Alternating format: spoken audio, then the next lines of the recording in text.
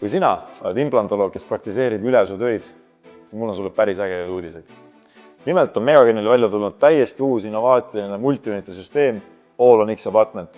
Esiteks on see täielikult metalli ja tsemendivaba multiuniti lahendus. Mida see tähendab? See tähendab sisuliselt seda, et tsirkooniumkroon fikseeritakse multiuniti peale spetsiaalse kruviga ning ei kasutada T-base'e. Nüüd tekib küsimus, aga mida me sellest võidame?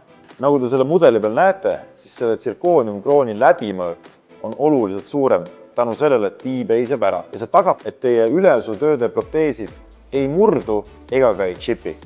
Ja teine väga äge uudis on see, et uue multiuniti süsteemiga tuleb kaasa ka vägagi täpne digiprotokoll, kus sinul, kes ilmselt kasutab ka täna skännerit, on võimalik kogu see ülesutöö jäljendamine teha digitaalselt sedasi, et lõpp-protees istuks multiuniti peale vägagi täpselt.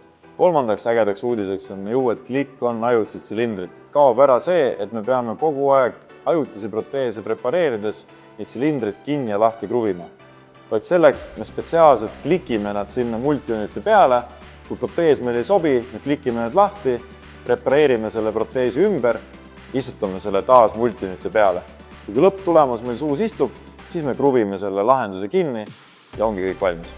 Kõik uued multiuniti postid tulevad kaasa spetsiaalsete kruvidega, mis on alati multiuniti kraega paralleelsed.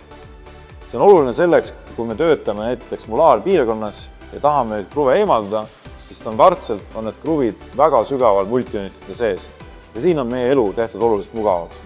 Sedasi me pääseme alati nendele kruvidele lihtsasti mugavalt ligi ning saame need eemaldada turvaliselt. Sedasi, et me ei murra ära sisemist kruvikanti.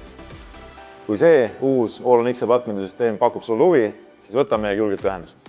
Kuid seni, nägemiseni!